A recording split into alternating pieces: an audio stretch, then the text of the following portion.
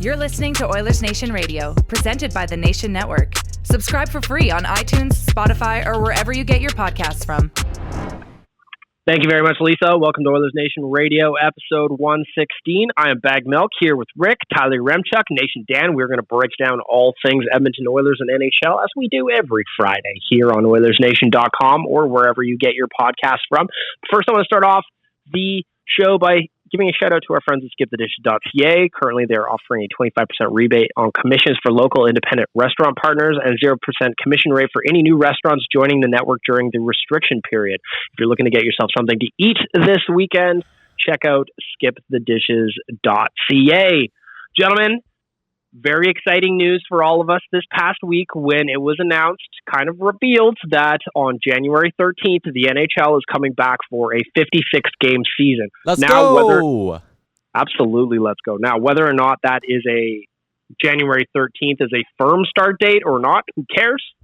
I could see it going back a couple of days just based on how things are going. Doesn't matter. We're going to have a 56-game NHL season. I just kind of want to go around the horn. Everybody's first thoughts when they heard it.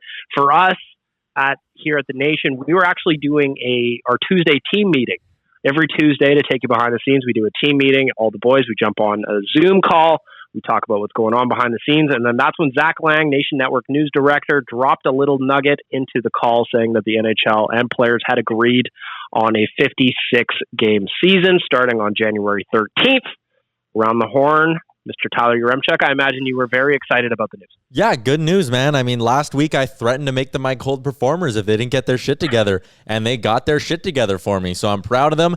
It's a little bit weird how there were these huge money problems, and then someone just snapped their fingers, and they suddenly went away, but I don't even care anymore. I don't care how much money the players are getting. I don't care how much money the owners are getting. None of that stuff. I want hockey back. It sounds like we're getting hockey back, and that is great news. It feels good. Rick, when you saw it was a 56-game season, was that a little bit surprising to you? Because I thought we were going to be closer to 40 than 60. I think I was always more hopeful there was going to be more games. So when I saw that, maybe it's a little bit of a sense of relief, coupled with the sense of relief that they just have a date and we're finally moving forward. Dan, what about you? What were you thinking? What was your first thought kind of when Zach dropped that into our call saying hockey's coming back? We're as of today's December 11th, 2020, as we're recording this. We're just over a month away from watching hockey again. Well, I was visibly excited. I think I was more active on social media that day than I have been in a long time, just because it was such a fun day to be around. But yeah, like you said, Bag Milk, we kind of talked about it, and we had surmised that we thought anywhere from 40, and then I was at the high level of 60. R.I.P. phone. Oh my God. Took a little tumble there. I was at the high level of 60 games played, thinking that was going to be the mark that they would want to get to, and I'm glad that they were at that point, because it is a positive for us. It gets us a little bit closer to that normalcy when it comes to the statistics after the fact. We're going to have an asterisk on the next couple seasons probably, but then we'll be back to normal. So yeah, it's exciting. Hopefully it's Connor's birthday that we get back to Nick hockey. How fitting was that? Just the return of hockey comes on McDavid's birthday. It just felt right, especially for an Oilers fan. And the league loves him. They did that his first year when they instituted those bye weeks. We were in Vegas for an away game the day before his birthday, and then he turned 21 in Vegas, being able to celebrate and hang out in the Party City. They had their bye week. Yeah, that's right. It was his birthday, or the game day. The next day was his birthday. Then it was a 5-day bye week for the Oilers. What a gift for McDavid.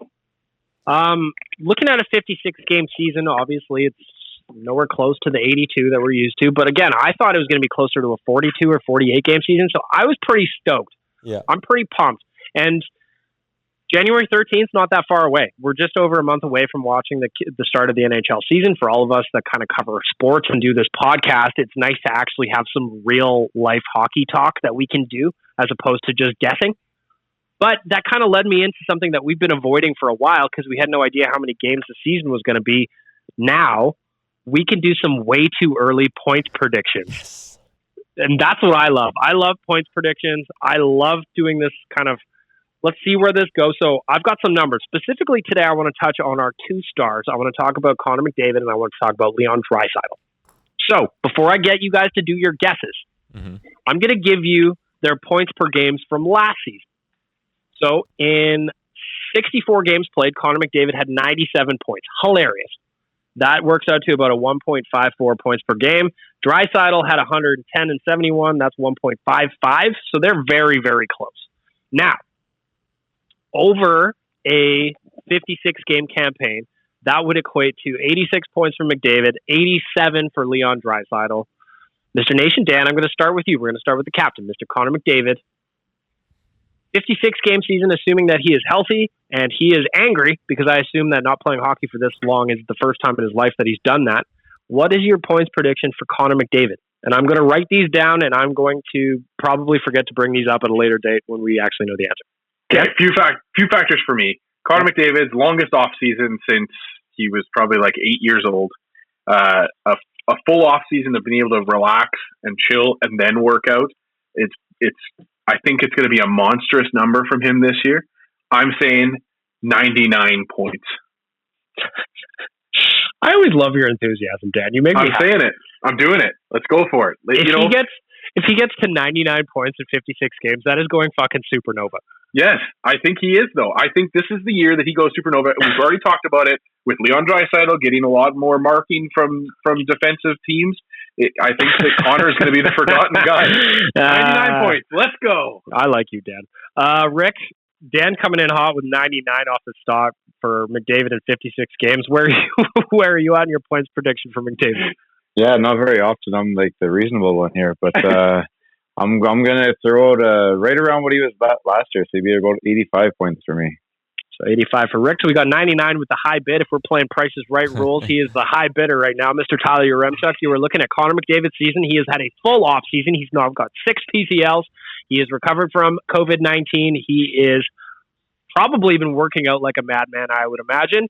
Anxious to go. What is your thought? Connor McDavid, points total in a 56-game season. There's a part of me that wants to go 100, baby. Like, he's going to find a way to do it and go supernova, but I'm going to go a little bit below that. I find myself sort of in between Rick and Dan. I'm going to say 94 points in a 56-game season for Connor McDavid. So as I'm writing these down, I'm writing down our points totals, and I'm going to give mine in a second. It's amazing to say that we're guessing that Connor McDavid will score this many points, where for how many years would it have taken 3 or 4 Oilers just to total an aggregate to come up to a number like that? It's pretty incredible that I have this guy on the roster. I just remember looking back in years when like Doug Waite was in the top 25 of scoring in the league, and I was like, yes. So you're 100% right, Doug. Well, I'm thinking about the lean years, man. I'm thinking about the Aikens era when old poor Tate wasn't even a point per game guy because he had no one to play with, and everybody's like, this sucks. And now we've got a guy who could potentially, well, at least in Dan's opinion, kiss close to 100 points on a season. So I'm going to finish this up. I'm going to go with, I guess I'm going to go just Rick, the negative guy. Yeah. No, you know what? I'm going to be the low end on this one. I'm going to go 81 points. That's going to be my guess for McDavid, just to shade off the last year's total. Although, again, I would love to be incorrect. As for Leon Draisaitl, reigning Hart Trophy, Art Ross winner, General Overlord, and Mega Stud, he had a 1.55 points per game last year, which would equate to about 87 points over a 56-game season. So I'm going to reverse the order here. Or I'm going to mix up the order here, I should say. I'm going to start with Rick this time. So he's not going to see Dan's highlights, or he's not going to see... Actually, Tyler was higher than him as well. Rick? He's going to... It's going to be a little bit under Conor. Let's go with a nice 83. 83 points for Rick for Leon Draisaitl, which again would be a fine season.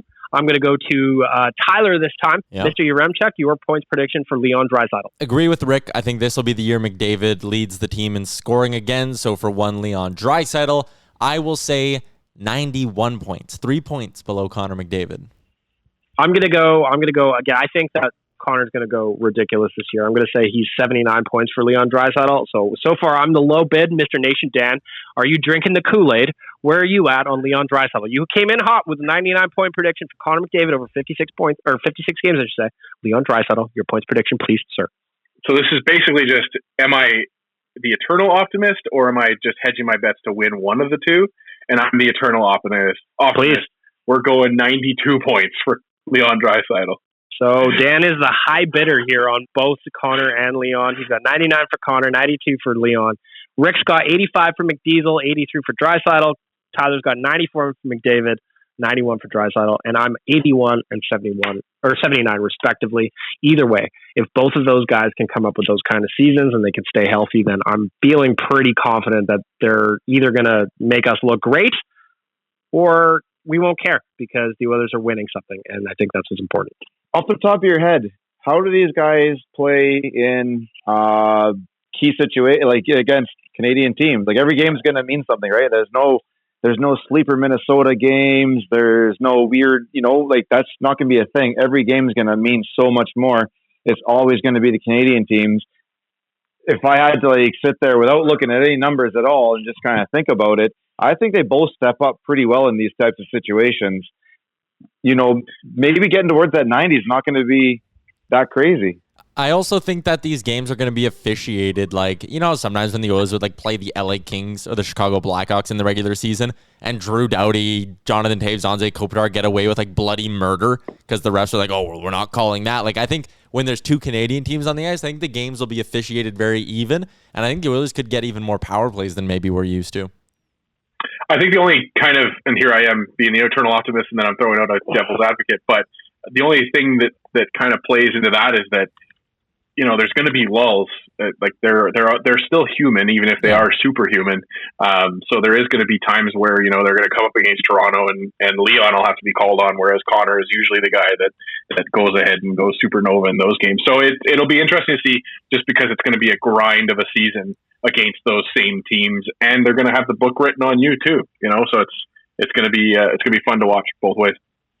I think it's going to be interesting to see because playing this many games against the same teams over and over again, it's going to allow coaches more time and opportunity to make adjustments that they wouldn't normally do if you only see Montreal twice in a year. But now if you're going to play them 8 times in a year, that's going to make a big difference in terms of how they play each other. And Tyler, correct me if I'm wrong, the top 4 from each division look like they're going to be making the playoffs? Yeah, I think that's kind of the plan here. Here's my counterpoint to that, Bag Milk, is when you're playing the same teams over and over again, and when you're playing probably a lot of games against the same teams in a tight schedule, I think skill might become even more important. I think guys are going to get tired. The hockey might get slow by that 3rd game and 4th night, and that could allow McDavid and Draisaitl's skill to shine through even more potentially. Well, and I also think that, just to boost you a little bit here, I think that that's also an important reason why that's why it was so important that Ken Holland added some skilled depth to the top 9 for those tired matchups where maybe Conor and Leon have been playing a lot, and it'd be nice for Tyler Ennis or Kyle Turris or anybody, Dominic Cahoon, to chip in with some goals that maybe otherwise they wouldn't have come from last year, right? Yeah.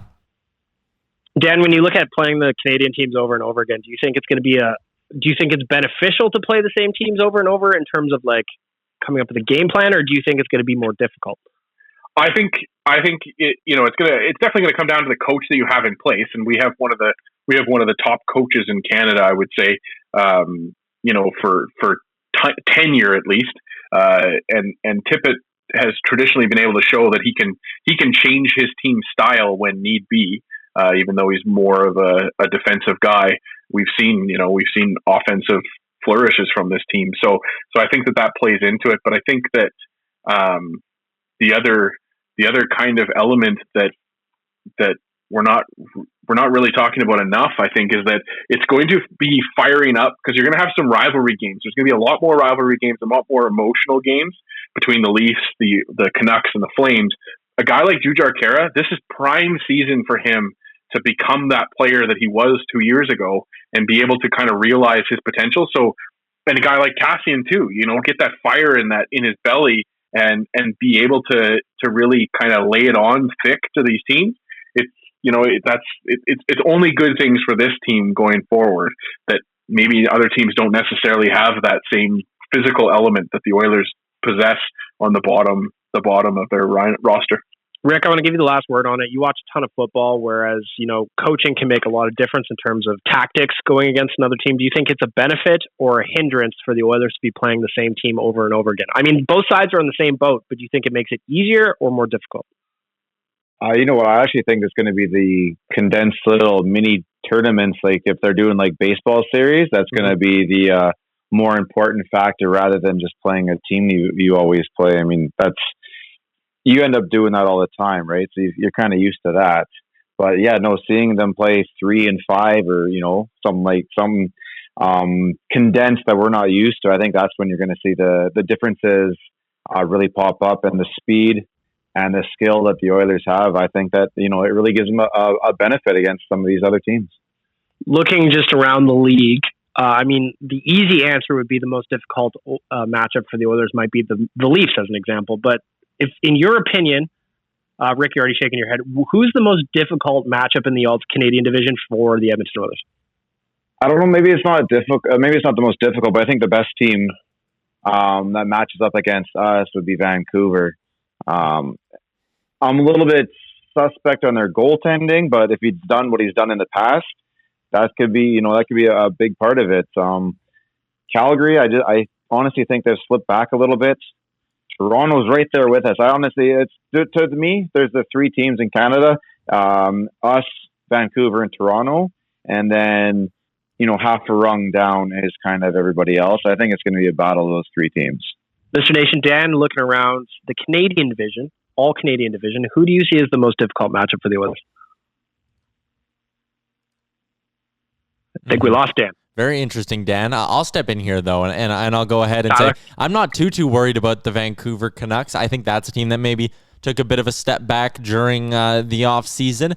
The Flames concern me a little bit. The Leafs certainly do, because they have the high-end skill to, maybe on a game-to-game basis, they could outproduce McDavid and Draisaitl, right? If all of Marner, Matthews, Nylander, and Tavares are going, there could be some high-scoring games there. So their firepower worries me a bit. And I'm still worried about the Winnipeg Jets. I think they could still go get a veteran guy like Travis Hamonic, shore up that blue line a little bit. That top 6 is really good. They got Stastny, who's still a capable, NHL centerman. Connor Hellebuck's the reigning Vezina winner as well. So the Jets are a team who I don't think is getting talked about enough here, and they'd concern me. Dan, I saw you pop back. Who's the most difficult matchup for the Oilers this year? Well, thank you, Bag Milk. I was checking out Daily Faceoff's Twitter, and I forgot that I left myself on mute. But Daily Faceoff did just put out the teams' percentages, the Canadian teams' percentages versus each other. And Vancouver had the worst percentage at .33. The Oilers were sitting at .500 against Canadian teams last year.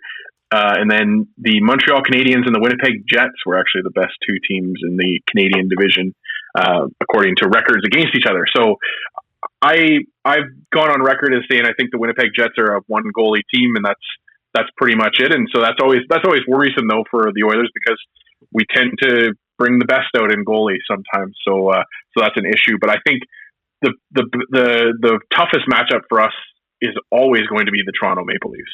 They're the best team on paper in this division, and then they have the Eastern media bias to push them even further. So yeah, I think you got to worry about Toronto. I don't necessarily agree with Rick on the Vancouver thing. I think they've taken a step back. Calgary is just kind of stagnant, which we had trouble with Calgary last year too. So but I think Toronto is the benchmark that you're measuring yourself against this year. Just to wrap this up quickly, Dan made an interesting point, and I think the Oilers, the most difficult matchup they're going to have this year is the Flames. And I don't think it's necessarily because of skill on skill, but I think that if they get pulled into shenanigans against the Flames, that could get them in trouble. I mean, we went down for a nation road trip down to Calgary in one of the fun games last year where Cassian kind of dummied Tkachuk and he turtled and we released the shirt, that whole thing. But the Oilers lost that game because they were not disciplined towards the end of it. And for me, that's why I think Calgary is going to be an interesting matchup, especially when you got to play them 8-9 times or whatever this schedule turns out to be. It's going to be interesting. Canadian division, we're going to be talking about it all year. It's going to be stressful. It's going to be fun. It's going to be exciting, all of it. If you're listening to this podcast right now, I want to know who you think the Oilers' most difficult matchup is. Hit us up on social, ON Radio Podcast on Twitter and Instagram.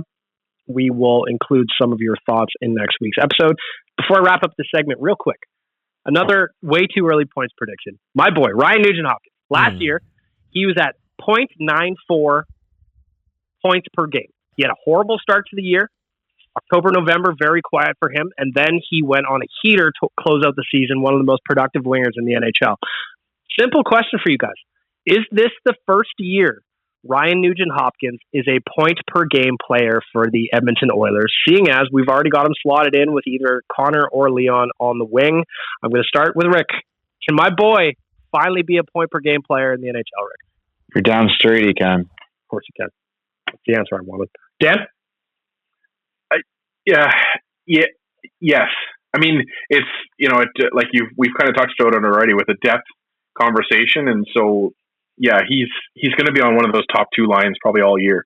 So he's either with McDavid or Draisaitl. So yeah, I'd say he's definitely going to become a point per game player this year. I'm going to say yes, he will. I'm going to say he's going to be an even point per game player. Again, last year he was a 0.9 points per game player. Tyler, wrap it up. Nuge? I can't. Oh, sorry, my mic cut out there. I can't say it's going to be a lock by any means, but I think he can certainly do it when you look at how talented that top six is going to be and the opportunities he's going to get. So I say it's certainly possible. Would I bet on it? Maybe not, but I think if there's a year he's going to do it, it's going to be in a 56-game season when he gets to spend the entire year riding shotgun with either 97 or 29. And I mean, if that power play can even be, 80% as good as it was last year, then Nuge is going to get his points. Changing gears entirely, we reordered things a little bit. It is time for the Sherwood Ford Giant question of the week. Of course, it is time to winterize your vehicle. Our friends at Sherwood Ford out in beautiful Sherwood Park, Alberta, are here to help. Whether you need new tires, some service, maybe you just want to put some money down on a brand new Bronco, I encourage you to do that with our friends at Sherwood Ford. Follow them on Twitter at Sherwood Ford and on Instagram, Sherwood Ford_the Giant. Mr. Tyler Yaremchuk, what is our Giant question of the week? The Giant question of the week is centered around one Evan Bouchard, and it's where do you think the best spot for Bouchard to play this season is? And let me set up the question a little bit here. With the border restrictions that are currently in place, it will be hard to have Bouchard playing down in Bakersfield, California, and then just call him up on a whim. A player goes down, you need Bouchard in a couple days, you just bring him up from the AHL. It's going to be really, really hard to do that. So what should the Oilers do? Should they just say, you know what? He's not one of our three best right shot defensemen. We have Barry, we have Bear, and we have Adam Larson. The best thing for Bouchard's development is to play him all year in the American Hockey League. Or do they bring him up to the NHL level? And yeah, maybe he's not playing every night, and maybe he'll only get into 10 or 20 games in the regular season, but he'll get to play NHL games and he'll get to be around the NHL team. So where do you think would be the best spot for Bouchard next season? Mr. Nation, Dan, I'm looking at you at the top of my screen. What do you think about Evan Bouchard? By the way, Dad had a great Movember stat. Mm-hmm. He looked fantastic. Dad? The answer, I think, just comes down to who's the GM right now. If we were talking about this 3 years ago, absolutely, he's on the Black Aces squad. He's skating with those guys and waiting to get his shot, and he'd do just fine, I think, in spot duty. But I think with Ken Holland as a GM, he's not taking any chances with a guy that's almost ready to be, an NHL everyday player. I think he tries to find Bouchard a place to play consistently, and if that means that they have to wait 2 weeks to get him called up, so be it. I think he's going to get Bouchard as many minutes as he can on the ice. Rick, what do you think about Evan Bouchard? Right now, he's playing over in the Allsvenskan, and he's got 6 goals, 11 assists, 17 points in 23 games. He's doing fine over there. What do you think for Mr. Evan Bouchard? Have we heard anything about the AHL, first of all? Believed to be like a 40-some game season starting in like February, I think. Is that's what they're targeting, but it's not exactly confirmed. And when does the Allsvenskan league usually end? I could not tell you that, honestly. I'm not sure. Because I honestly think that if I were GM, I think I'd leave him where he is for now. Okay. Regardless of what happens in the AHL. I guess I'd want to know more about what's happening in the AHL and what their guidelines are for everything. I just don't see that it working very well down there. So I just leave him where he is right now. And I think if he was done in March or whatever, then you bring him over here and you reassess. You can put him back down at that point, or you can sprinkle him in for some games and let him with the Black Aces, and you just kind of bring him in slowly. But I think you just leave him where he is for now instead of rushing him down to Bakersfield, because if you're bringing him across, if you needed him, it's pretty much the same amount of time. So I just don't see any point in shaking up his season. Tyler, what do you think? I'm going to disagree with both of you guys. I think he should absolutely be one of the Black Aces. I think he should be around the NHL team for the entire season. My thought process for this is he was great at the AHL level last year, and does he really have anything left to prove there? Yeah, probably on the defensive side of his game, maybe there is room to grow. Maybe playing 20 minutes a night down there would be good for him. But he's been playing 20-some-odd games. I think he's played 23 games in the Allsvenskan. He's gotten reps in game action in a developmental league this year. So I'm considering that. I'm considering the fact that he is their fourth best right shot defenseman. And if you're trying to win this year, I want my fourth best right shot defenseman on the roster and available to play whenever I need him. The last thing I'll add is if a defenseman goes down with an injury, even if it's short term, if you're playing 3 games in 4 nights, I highly doubt all 3 of your defensemen are going to consistently play all 3 of those games in 4 nights. Someone's going to block a shot and need a game off. Someone's going to, tweak their shoulder and need to sit for a couple days.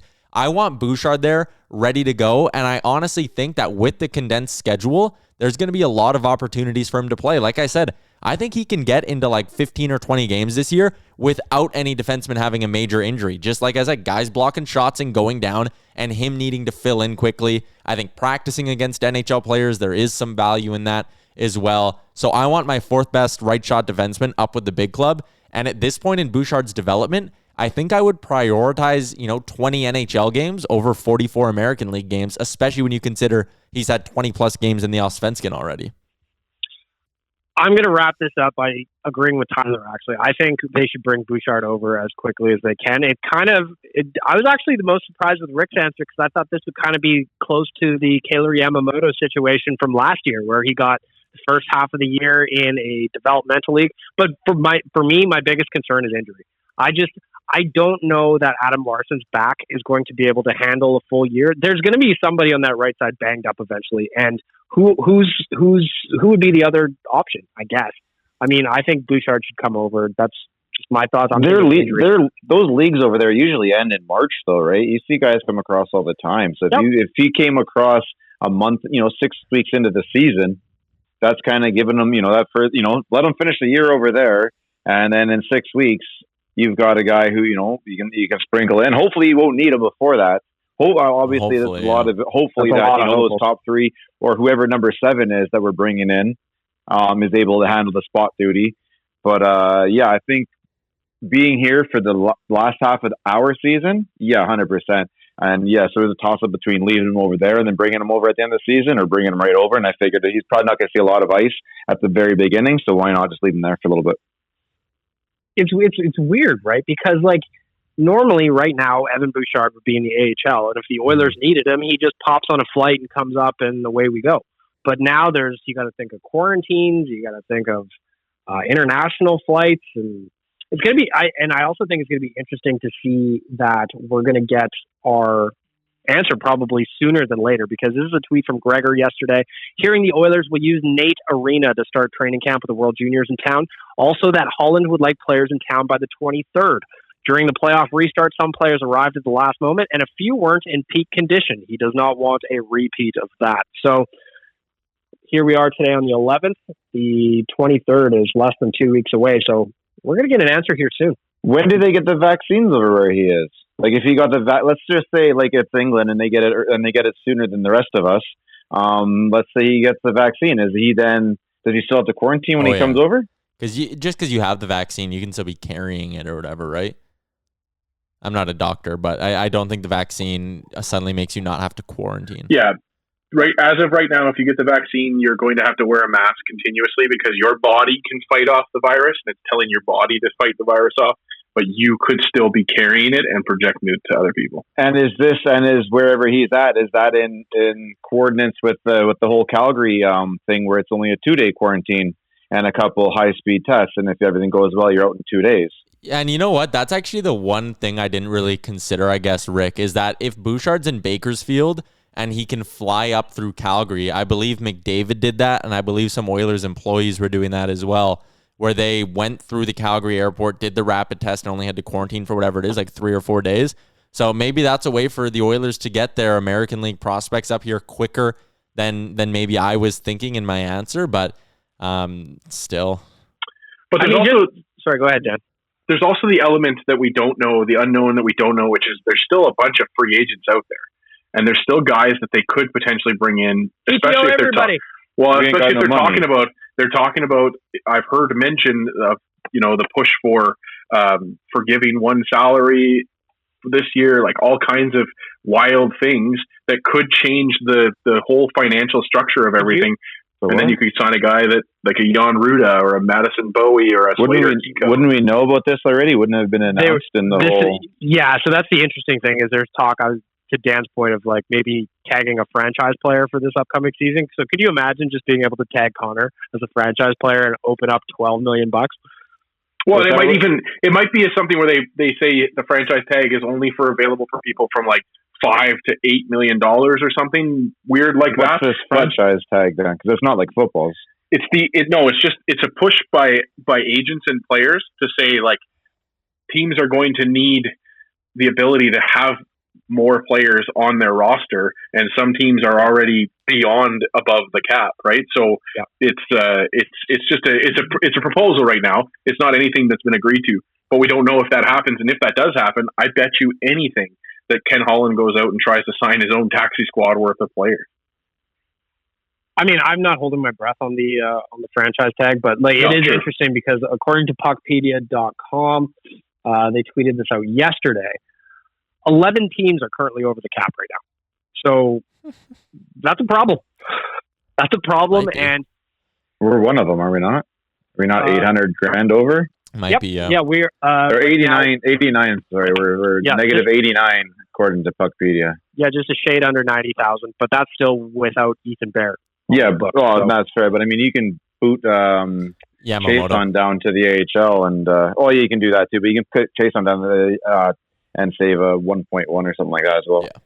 Yeah, and like to Tyler's point, you could do a paper transaction with Yamamoto, so that gets Klefbom off the books, et cetera, which is probably going to happen. But I wonder how far out we are. Just speaking of Ethan Bear, because I'm actually really surprised that here we are on December 11th, and he still doesn't have a contract. Is anybody else surprised by that, or is it just kind of a product of the situation that both sides were still arguing and pissing about money? I think just it's a product of them not really knowing how the season was going to look, and now that they kind of have an outline, I'm sure that once Ken Holland takes care of a bunch of other necessary business, then the Ethan Bear contract will get taken care of. He doesn't have arb rights, so like there really isn't too much of a negotiation here. Like I'd imagine it's splitting hairs. So I bet you the deal gets done, whatever, maybe around Christmas, just after Christmas, like a couple days before camp opens. But they're not arguing right now, are they? I haven't heard anything, right? No. Okay, let's figure out. We'll talk once we know what the hell's going on here. Exactly. It's just, to me, there's a question mark about the pandemic. There's a question mark about financials. You might as well just wait until you can cross those T's and dot those I's and know exactly where you are. Because, like Tyler said, there's no negotiation rights. There's nothing really for him to push back on, and then he goes and makes his big smoke next year. I mean, if he really wanted, he could sit out, I guess. But I just can't see it. I can't foresee that happening. Why would you sit out? Yeah. Yeah, I just can't see that happening. But like, I'm looking forward to getting him done. I'm still thinking that it's going to be a 1-year contract. Hey, we still got to sign 93, man. Well, that's exactly it too. He needs an extension. Ryan Nugent-Hopkins going into the last year of his 7-year deal, signed way back in the day. Now it seems like. Can you believe this was already Nugent's 10th year in the league? It's insane. It is fucking bananas that this is going into his 10th season. Unreal.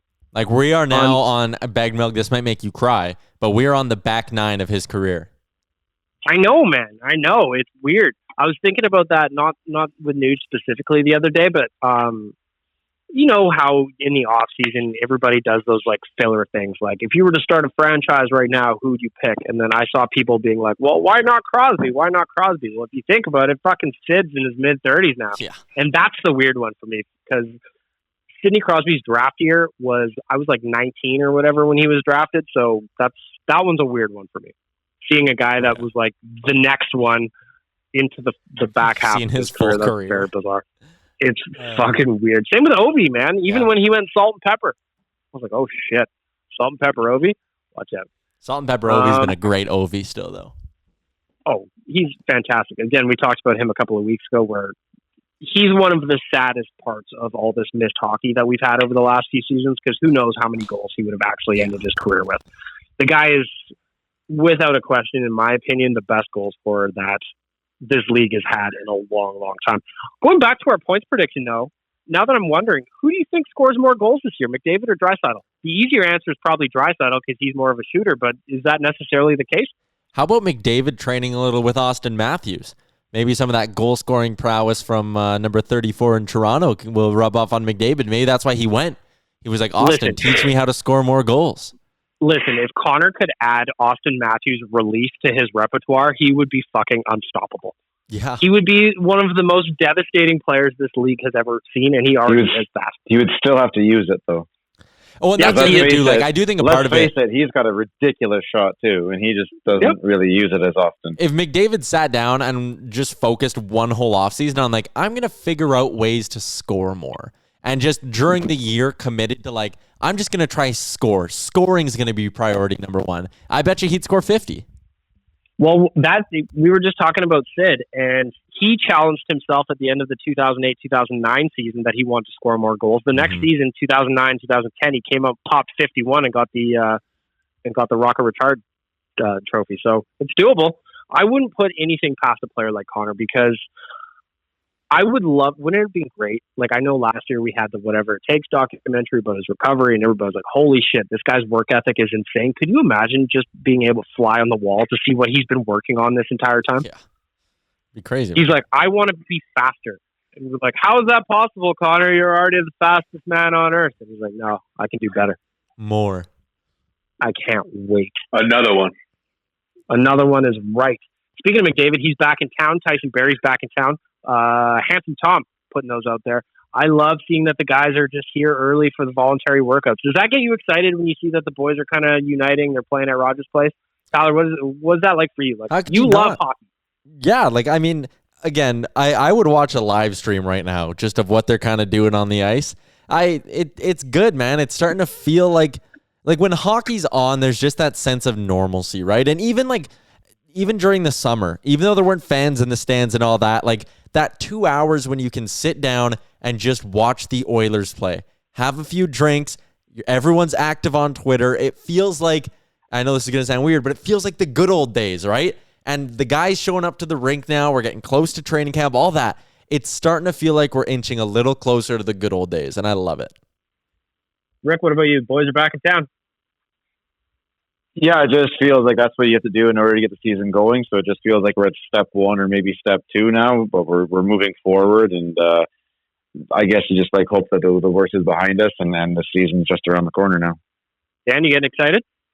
Oh yeah, I mean, I mentioned it there with when they announced the season was, potentially coming back on December the 13th. You got that little blip of Oilers Twitter and hockey Twitter where the rivalry started sparking up again. It's going to be good. It's going to be fun. It's going to be a little sense of normalcy. That the bubble hockey was fine, and it gave us a little satiation of our desires. But I think this is going to be even better. Changing gears a little bit, talking about normalcy, the World Juniors is set to kick off here in Edmonton in a couple of weeks. Today, just this morning, Dylan Holloway was named to Team Canada's roster. That's pretty good. Oilers' first-round pick from this past season. Tyler, was there any surprise that Holloway made the team for you?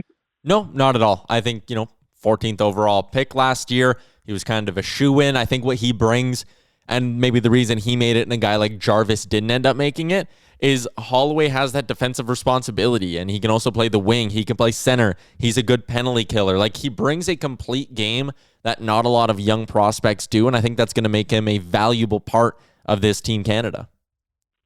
Rick, as you start to, you and I are starting to get a little bit older here. Do you still get as fired up about the World Juniors as you used to? I do, but it's usually the ones that are in Europe, the ones where, they're weird times, and it's just, I don't know, it's a little extra something to your day that you're not used to. So as much as I love this, and, without having any fans there, it's going to probably take away a little bit of the excitement just because you can't go there, you can't go cheer anywhere, you're pretty much watching by yourself in your living room. So there's going to be a little bit, the atmosphere is not really going to be there, but it's still fun to watch. In fact, we have a player representing Team Canada who is hopefully as good and as important as he needs to be. adds to it as well. So yeah, it'll be fun to watch. But there's something watching at 4:00 in the morning. That's something fun about the World Juniors. I will say this, Rick, with it being all held at Rogers Place, we're pretty much going to get all day games, right? Like games are probably going to be starting at noon our time, and then they'll run all day, maybe even earlier than noon. So that'll be kind of fun, right? Yeah, you make a good point there. We'll have all-day much hockey. time on our hands. So yeah, I have no problem sitting back watching that.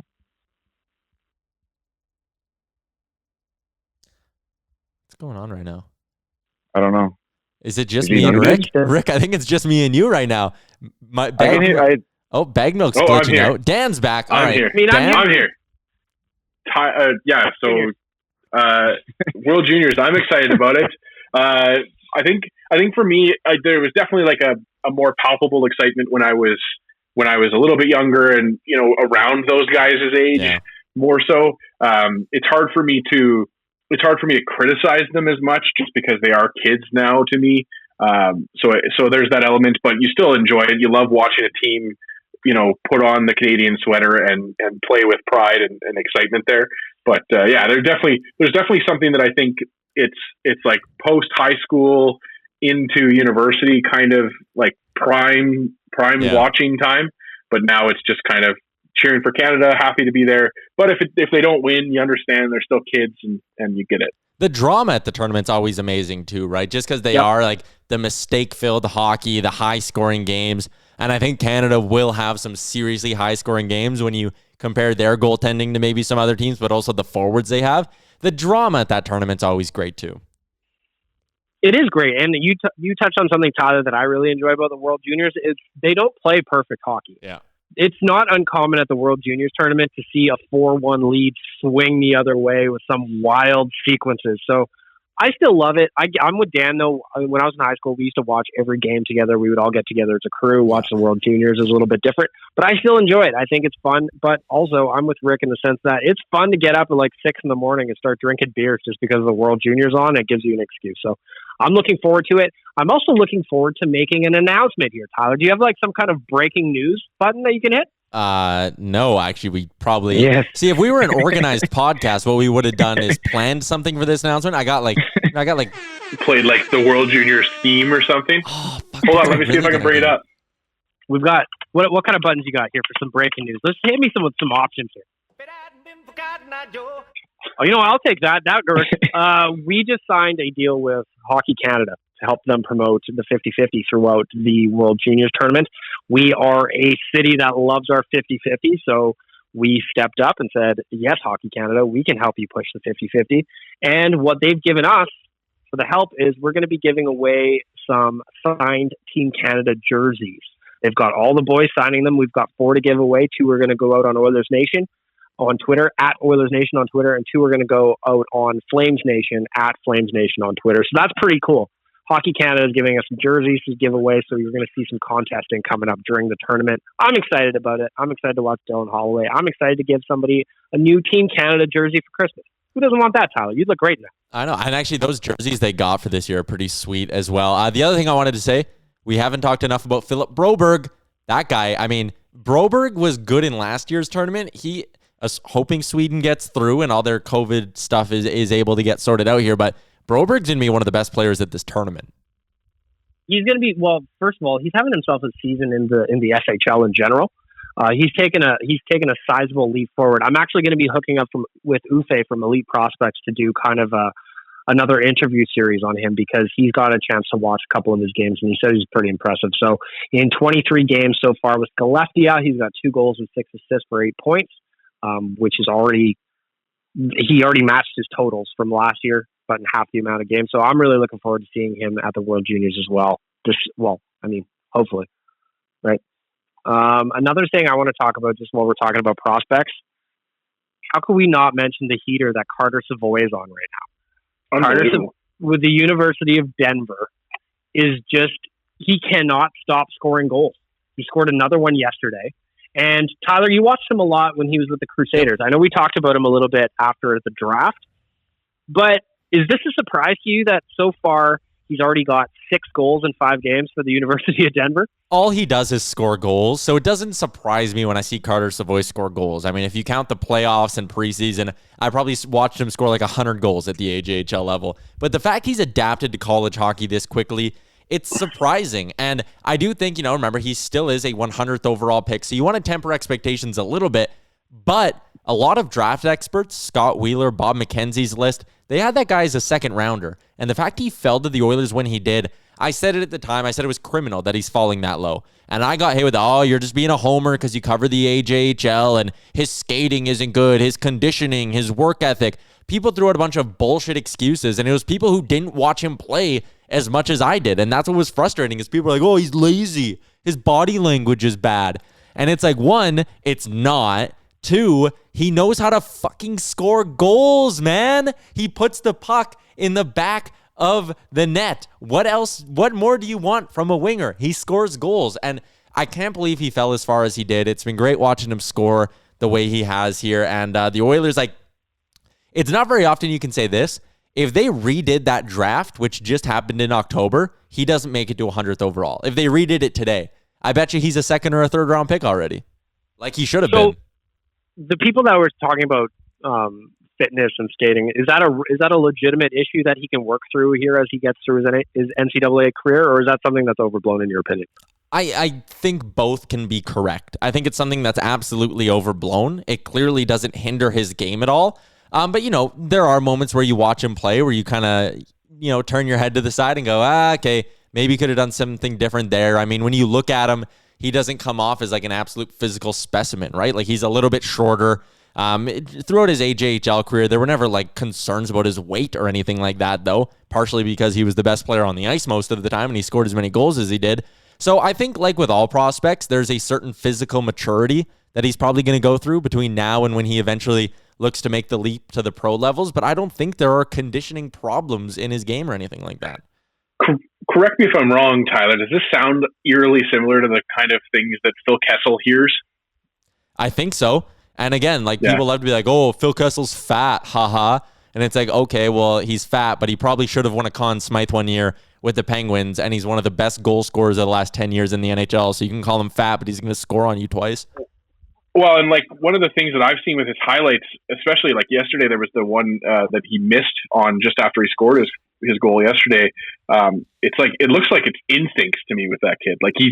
He knows where to pick his shots and where he can be lethal. Like the goalie thought he was going around the net. All of a sudden the puck was behind the goalie and he just barely kept it out of the net. And there's just so much deception in his game too. And I wrote an article right after he was drafted and I went back and I pulled some goals from his junior career. And there are moments where he comes into the offensive zone and a guy with as good of a shot as he has, sometimes you see them get trigger happy, right? They just want to freaking shoot from everywhere and get 12 shots a game. But he's not like that. Coming into junior, he always said he was a better passer. He viewed himself as a playmaker when he started his junior career, and that quickly changed because he was told how good his shot was. But he still has that in his game where he has this patience where he'll come into the zone and you'll go, okay, there's a lane for him to shoot. But then he doesn't take it, and he makes a cut to the outside, and there's a defenseman stick in the lane, and you go, okay, he's going to take this shot. And then he waits again, and he goes even more to the outside, and by the time he makes that second or that third delay, the goalie's out of position. There's defensemen all over the place in the slot. His ability to be patient and his ability to read defenses and goalies, it's something that shone through at the AJHL level, and clearly it's coming through at the NCAA level. Rick, do you remember a time when we've been Oilers fans in general have been this excited about a 4th round pick this quickly? Because I can't.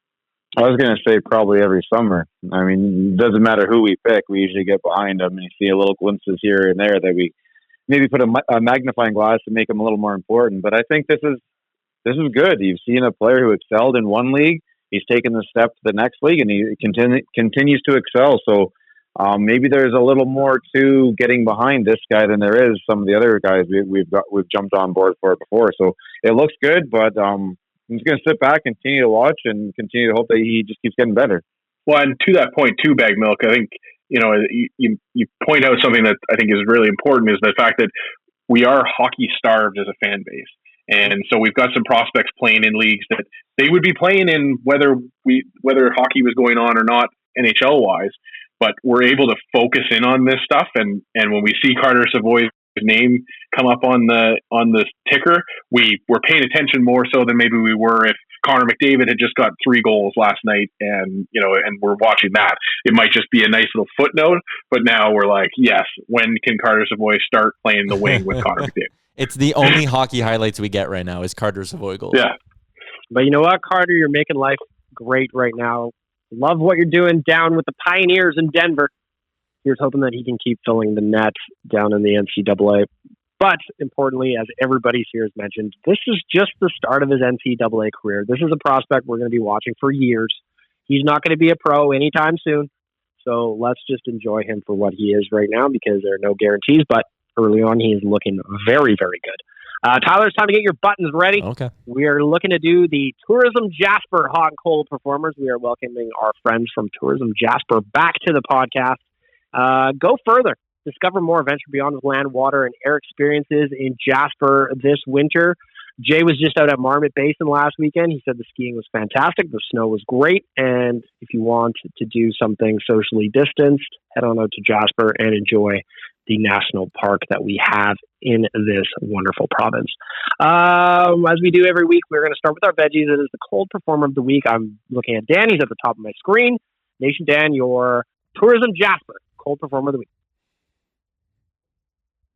Yeah, Dan, you're going to want to go ahead and unmute yourself. You're a big guy. Having a day with the mute button. Dan loves mute. I try typing and then I get to muting. Anyways, it's something personal that happened to me today. I went for my first ever allergy test, and oh boy, do allergy tests suck. I got 36 pinpricks on each arm, and I had about 19 of them turn into hives and or worse. So allergy test is my cold performer of the week. Worse. Question: what was the worst reaction? What's number one on Dan's allergy list? Pine trees and another type of tree. And flames. 2 different fans. trees. Oh, maple trees. Very Canadian of me. Maple trees. Does that mean you're not allowed to have syrup? No, maple syrup doesn't bother me, but the tree absolutely freaking does. So you couldn't go full Baloo from Jungle Book and rub your back on a tree to get those itches? No, that makes it more itchy. All right. Rick, your Tourism Jasper cold performer of the week. Well, we're going to take this one like last Sunday, and it's in football, and it's a horrible, horrible performance. Though I won't lie, I definitely sat back, enjoyed it, laughed, smiled, and I know Tyler did the same thing. But this one goes out to the New York Jets. I think they were 0-11 at the time. They were up. They were winning. Finally, they're about to get their first win of the season. Ball's right around midfield, 6-7 seconds left. They call a blitz. Dude beats them from behind, score the touchdown with no time left. I do believe this actually may have won Tyler some money, as Oakland just snuck into the teaser.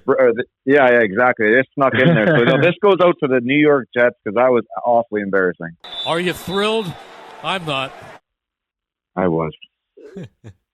Tyler, your Tourism Jasper cold performer of the week. I struggled on which way to go with this, but I was proud of myself for getting all my holiday shopping done like really early. I'm usually the kind of guy where like 22nd of December, I'm driving home from work being like, oh shit, I got like 3 more things to buy. I better run to the mall.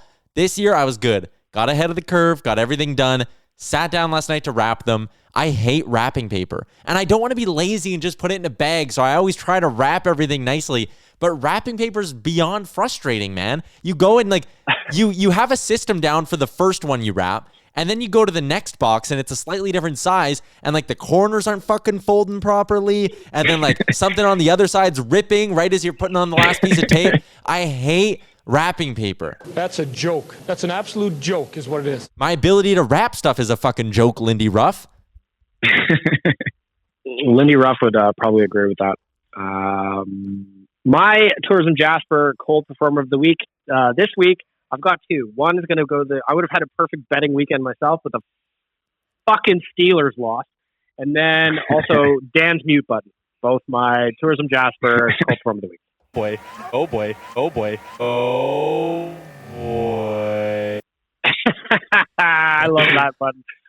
Flipping the ledger to the bright side of life, I'm going to go from the bottom of my screen. Tyler's at the bottom of the screen. Your Tourism Jasper Hot Performer of the Week. Okay, I have so many that I was going to do. I was kind of hoping I'd honestly go last, so it narrowed down. But I'll go with this one. The what's it called? The trailer for the new Mighty Ducks movie came out. And I did not have high hopes for this thing because usually remakes are not that good.